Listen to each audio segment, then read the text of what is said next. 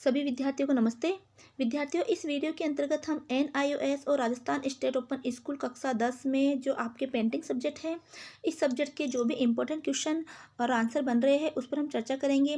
तो ये question answer आपके चैप्टर नंबर 1 से लेकर चैप्टर नंबर 5 के बीच में जो भी महत्वपूर्ण क्वेश्चन है उसको हम देखेंगे। तो जैसे कि 4-5 सालों का जो मैंने आपके क्वेश्चन के पेपर का एनालिसिस किया तो उससे मुझे पता चला कि ये जो क्वेश्चन है अधिकतर आपके जो बोर्ड के पेपर में आते हो, अधिकतर क्वेश्चन आपके पार्ट के जो पीछे दे रखे होते हैं या हर चैप्टर के जो आपके बीच बीच में जो भी क्वेश्चन दे रखे होते हैं उन्हीं में से शामिल किए गए हैं। या तो वो क्वेश्चन उसी में से एज इट इज पूछता है या फिर क्या करता है कि किन्हीं दो क्वेश्चनों का एक बना लेता है उस क्वेश्चन को और थोड़ा बड़ा करके उन क्वेश्चन को पूछा जाता है। तो आप जो है इन क्वेश्चनों को अच्छे से तैयारी करके भी जाओगे तो भी आपका पेंटिंग का पेपर आपका आसानी से हो जाएगा, आपके सारे क्वेश्चन का आंसर आपको आएंगे। ठीक है, तो हम 5 पार्टों के क्वेश्चनों का आंसर यहाँ पर देखते हैं।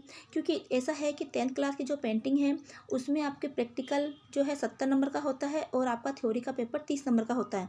तो 70 नंबर में से ही आपके प्रैक्टिकल में अधिकतर एग्जामिनर नंबर दे देते हो है, जिससे कि आपके थ्योरी में आपको कम ही नंबर लाने होते हैं। और जो प्रैक्टिकल के पेंटिंग के प्रैक्टिकल में पास हो गए, थ्योरी में इतनी ज़्यादा आपको टेंशन लेने की आवश्यकता नहीं है। क्योंकि इसमें ऐसा कुछ भी नहीं है कि आप पेंटिंग के प्रैक्टिकल में भी पास हो और थ्योरी में भी पास हो। जबकि क्लास 12 में ऐसा है कि अगर आप कक्षा 12 में पेंटिंग लेते हो तो आपको थ्योरी में भी पासिंग मार्क्स लाने पड़ेंगे। ठीक है, 30 में से जो भी पासिंग मार्क्स बनते हैं वो आपको लाने पड़ेंगे। जबकि कक्षा 10th में ऐसा नहीं है, तो आपको चिंता करने की जरूरत नहीं है। बस ये है कि आप थोड़ा पेपर अच्छे से करके आए तो आपके परसेंटेज के अंदर जो भी अच्छे मार्क्स आएंगे वो आपके परसेंटेज जुड़ने में या परसेंटेज को बढ़ाने में वो आपकी सहायता करेंगे।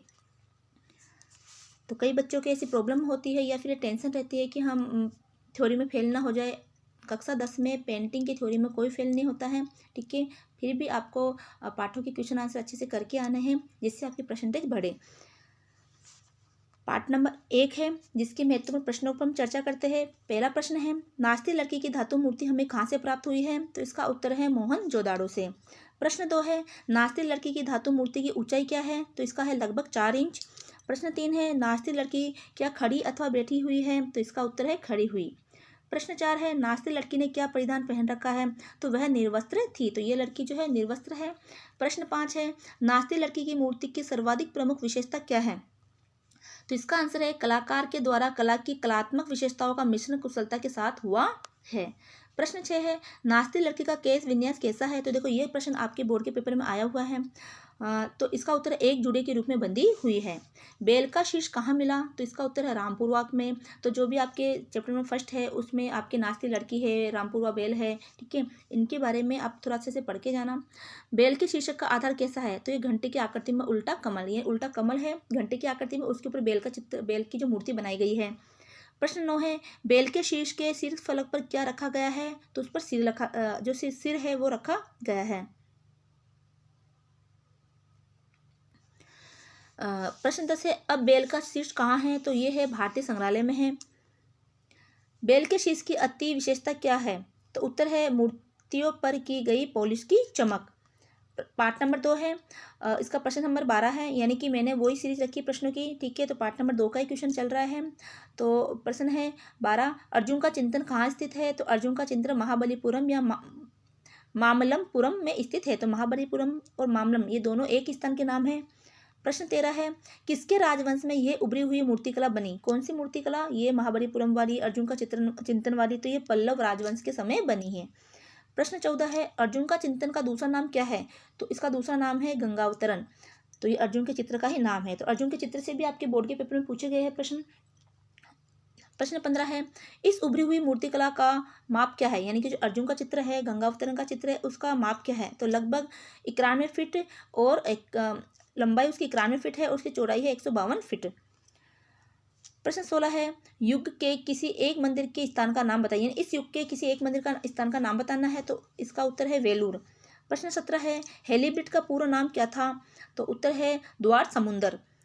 प्रश्न 18 है, होलसेल राजा कब शक्तिशाली हुए? तो 11वीं शताब्दी में होलसेल राजा है वो शक्तिशाली हुए। प्रश्न 19 है, होलसेल राज्य कहाँ था? तो ये दक्षिण में था। प्रश्न 20, किसी जिस मूर्ति का जिक्र किया गया है उसे कहाँ पाया गया? तो इसमें वेलूर में पाया गया है। प्रश्न 21 है,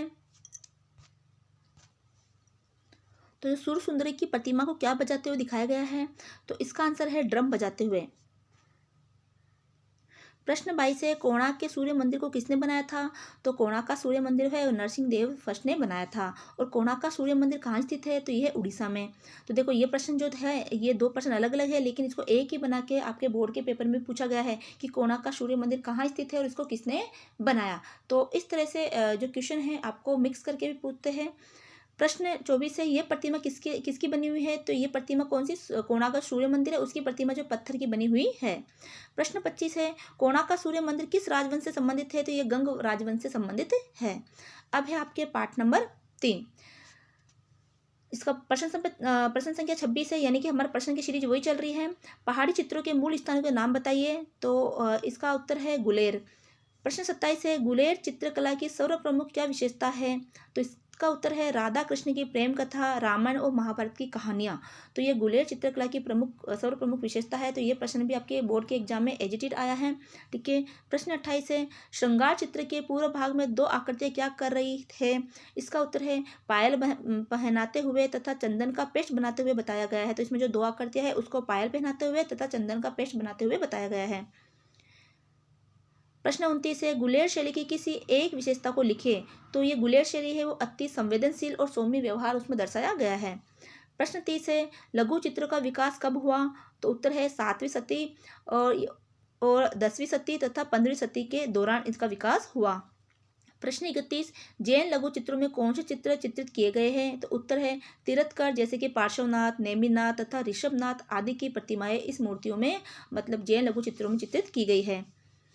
प्रश्न 32, जैन लघु चित्रों में सबसे अधिक किन प्रमुख रंगों का प्रयोग किया गया है? तो इसका उत्तर है जो जैन लघु चित्र है उसमें लाल, पीला, स्वर्णिम तथा रजत रंगों का प्रयोग किया गया है। प्रश्न 33 है, इन चित्रों में यानी कि जो जैन लघु चित्र है तो इन चित्रों में मानवीय आकृति के क्या विशिष्ट गुण है? तो जो जैन लघु चित्र है उनमें मानवीय आकृतियों के क्या विशिष्ट गुण हैं? तो उत्तर है आकृतियों के चेहरे पार्श्व रूप से प्रस्तुत है तथा आंखों को आगे से दिखाया गया है। एक आंख चेहरे की रेखाओं से बाहर आती है। प्रश्न 34 है, विष्णुपुर कहाँ है? तो इसका उत्तर है विष्णुपुर पश्चिमी बंगाल में है। प्रश्न 35, विष्णुपुर के मंदिर कैसे सजाए गए हैं? तो ये मिट्टी पक्की से सजाए हुए यानी जो पक्की मिट्टी है जिसको टेराकोट बोलते हैं उससे ये सजाए गए हैं। देखो ये प्रश्न भी आपके बोर्ड के पेपर में एचटीट आया हुआ है और उसको दो बना के पूछा गया है कि विष्णुपुर कहाँ है और विष्णुपुर के मंदिर कैसे सजाए गए हैं। तो दोनों प्रश्नों को एक मिला के आपके एग्जाम में पूछा गया था। प्रश्न संख्या 36 है, पक्की मिट्टी से बने इन मंदिरों में बनाई गई आकृतियां क्या दिखाती है? तो उत्तर है शिव, दुर्गा, राधा कृष्ण तथा रामायण एवं महाभारत के अन्य पात्र इसमें दिखाए गए हैं। प्रश्न 37 है, इस शैली के विकास का क्या समय था? इसका वर्णन कीजिए। तो जो जैन लघु चित्र है उसके विकास का क्या समय था? तो ये था 7वीं तथा 18वीं सदी। पार्ट नंबर 4 है। इसका प्रश्न नंबर 38 है, यानी कि हमारी सीरीज प्रश्न की वही चल रही है तो हम टोटल प्रश्न जो है वो देख रहे हैं उस हिसाब से। ठीक है। तो पार्ट नंबर 4 के अंदर ये प्रश्न दे रखा है। तो भारत में फर्श पर बनाई जाने वाली सजावट का वर्णन कीजिए। तो भारत में जो फर्श पर जो सजावट बनाई जाती है उसको हम रंगोली बोलते हैं हम हमारी भाषा के अंदर, है ना। उसको अल्पना बोलते हैं, उसको कोलम बोलते हैं। तो ये प्रश्न भी आपके एग्जाम में आया हुआ है कि कोलम क्या है ना, किससे बनाया जाता है। ठीक है। या फर्श पर सजाने वाली सजावट को, फर्श पर बनाई जाने वाली सजावट को क्या कहते हैं। प्रश्न संख्या 39 है, कोलम पेंटिंग में प्रयोग की जाने वाली बनावट और आकृति कौन सी है? तो इसका उत्तर है ज्यामिति तथा फूल। तो ये दोनों क्वेश्चन को एक करके पूछा गया था कि कोलम किसे कहते हैं। ठीक है। और इसमें बनाई जाने वाली आकृति और आकार कैसा था। प्रश्न 40 है, कोलम पेंटिंग के तरीके को संक्षिप्त में लिखिए। तो सतह को गीला करना, मोटे चावल के पाउडर को रंगों के साथ मिश्रण करके पृथ्वी पर बनी हुई आकृतियों को रंगों से भरते रहना। इसमें क्या होता है कि पृथ्वी के ऊपर, जमीन के ऊपर, इन फर्श के ऊपर कोई भी चौक से कोई भी आकृति बना दी जाती है। फिर उसको जो चावल का मोटा आटा होता है उसको भुरकाते हुए उस डिजाइन को आकार दिया जाता है और बीच में कोई रंग गुलाल वगैरह रंग है वो भरा जाता है। तो कई बार हम देखते हैं कि रंगोली वगैरह बनाई जाती है हमारे घरों के अंदर, है ना, किसी भी उत्सव के अंदर। तो वही एक कोलम कला का ही एक रूप है, बस उसमें हम रंग डालते हैं और यहाँ पर चावल के आटे का प्रयोग किया जाता है। प्रश्न 41 से, कोलम पेंटिंग में किन वस्तुओं की चर्चा की गई है? तो कोलम पेंटिंग में मटके की घड़े, लैंप तथा नारियल के पेड़ आदि की चर्चा की गई है। प्रश्न 42 है, फुलकारी का अर्थ क्या है? तो फुलकारी का अर्थ होता है फूलों का काम। तो ये प्रश्न भी आपके बोर्ड के पेपर में आया हुआ है कि फुलकारी क्या है ना? उसमें कौन-कौन सी सामग्री का प्रयोग किया जाता है? तो दोनों क्वेश्चन को एक करके पूछा गया है। तो फुलकारी का अर्थ होता है फूलों का काम। फुलकारी में कौन सी सामग्री का प्रयोग किया जाता है? तो इसमें कपड़ा तथा चमकीला रेशम। तो देखो ये जो पंजाब के अंदर फुलकारी का काम किया जाता है ना, उसके अंदर क्या किया जाता है कि कपड़ों के ऊपर है ना फूल काढ़ा जाता है और उसके ऊपर चमकी उस धागों उस कपड़े पर है ना चमकीले रेशम से फूलों की कढ़ाई की जाती है। प्रश्न 44 है कढ़ाई के काम में किन रंग की प्रधानता रहती है? तो स्वर्णिम या सुनहरे रंग की। प्रश्न 45 है फुलकारी का नमूना कैसे उभरता है? तो समतल तथा खड़े हुए टांके यानी सिलाई कढ़ाई के। प्रश्न 46 है कंथा का प्रारूप एवं प्रेरणा का क्या स्रोत है? तो देखो कांथे वाले से भी आपके प्रश्न पूछा गया कि कांथा क्या है। तो कांथा का प्रारूप एवं प्रेरणा का क्या स्रोत है? तो उत्तर है ग्रामीण प्राकृतिक चित्र, क्रमकांट मांडला, नित्य के जीवन उपयोग की आसपास की वस्तुएं, ग्रामीण त्योहार, सर्कस तथा ऐतिहासिक ख्याति के व्यक्ति इसके प्रेरणा के स्रोत है।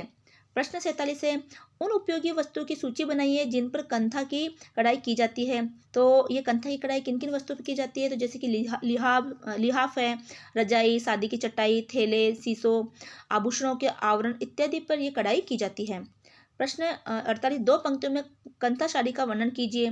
तो उत्तर है श्रृंखलाबंद टाके तथा सफेद, हरे, बैंगनी, लाल, भूरा, पीला तथा काले आकार के घोड़े, राजा, चिड़िया तथा मधुमक्खियाँ इत्यादि। तो इसमें क्या होता है कि देखो कि श्रृंखलाबंद टाके बनाए जाते हैं, है ना? तो सीधे सीधे टाके इसमें लगाए जाते हैं। मान लो कोई भी डिजाइन बनाई, है ना, और डिजाइन बना के जैसे कोई घोड़े का चित्र बनाया और घोड़े का चित्र बना के या फिर कोई चिड़िया का या राजा का कोई भी चित्र बनाया, ठीक है, और चित्र बना के उसके ऊपर सीधी सीधी सिलाई की जाती है। जैसे मान लो कोई चित्र बनाया उस पर सीधी सीधी सिलाई, जैसे हम जो धागे भरते हैं अपने कपड़ों के अंदर, है ना, मान लो कोई घर में कोई कथली वगैरह या गुदड़ी वगैरह बना रहे होते हैं ना, तो उसमें जो सीधे सीधे धागे भरे जाते हैं, है ना, श्रृंखलाबंद धागा नहीं, सीधे सीधे धागा उसमें भरा जाता है सुई से, है ना। या हमको अपना कोई कपड़ा सिलते हैं सुई से, बिना मशीन के ना हाथ से सुई से सिलते हैं तो हम सीधे सीधे धागे भरते हैं ना, तो वैसे ही बराबर बराबर सीधे सीधे धागे इसमें निकाले जाते हैं, वो हुई कांता कढ़ाई होती है ना। और उसमें अलग अलग रंगों का प्रयोग, अलग अलग धागों के रंगों का प्रयोग इसमें किया जाता है। तो मधुमक्खी का चित्र बनाया, चिड़िया का चित्र है, घोड़े का चित्र है, फिर उसको धागे से उस पर सीधी सीधी श्रृंखला बन उसमें जो है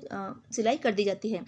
प्रश्न है 49 है कांता को किस लोक कला से प्रेरणा मिली है? तो काली घाट पटचित्र। तो जो काली घाट पटचित्र है उससे इसको प्रेरणा मिली है। पाठ नंबर 5 है बोत्तिचेली के चित्र विनस का जन्म में क्या दिखाया गया है? तो उत्तर है पानी में सीपी से विनस को निकलते हुए दिखाया गया है। प्रश्न 51 है इस चित्र में विनस किस प्रतीक के रूप में चित्रित की गई है? तो उत्तर है विनस सौंदर्य तथा सच्चाई के प्रतीक है। प्रश्न नंबर 52 है वीनस की शारीरिक संरचना कैसी है? उत्तर है यह प्राचीन यथार्थवाद का प्रदर्शन नहीं है, यह थोड़ी सी लंबी है। प्रश्न 53 है इस चित्र में प्रकाश का क्या रूप है? तो उत्तर है अमन और शांतिमय सौंदर्य ही प्रकाश का इसमें रूप है।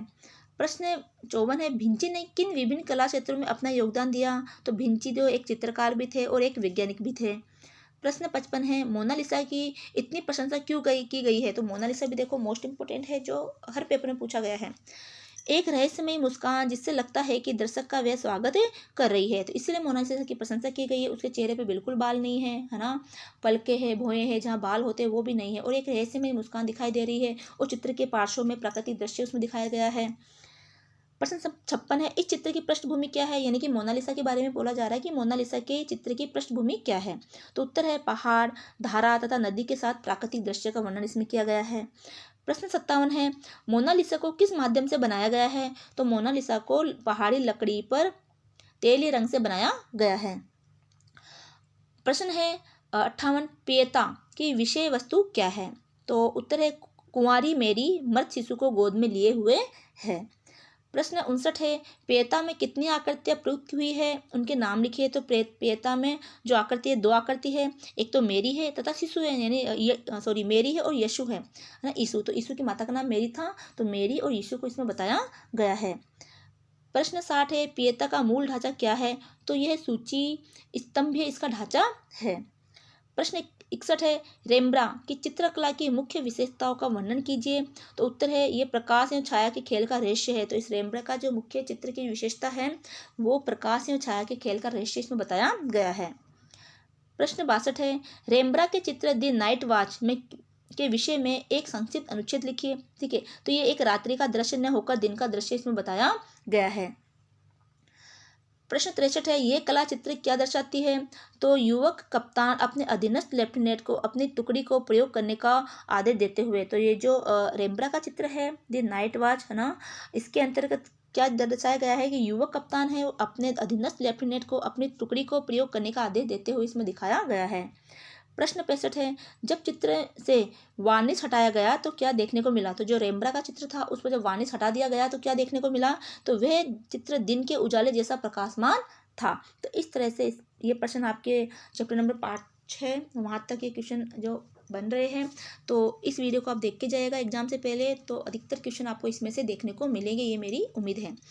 तो ज़्यादा से ज़्यादा वीडियो को शेयर करें, लाइक करें और चैनल को सब्सक्राइब भी करें। मिलते हैं अगले वीडियो में। जय हिंद, जय भारत।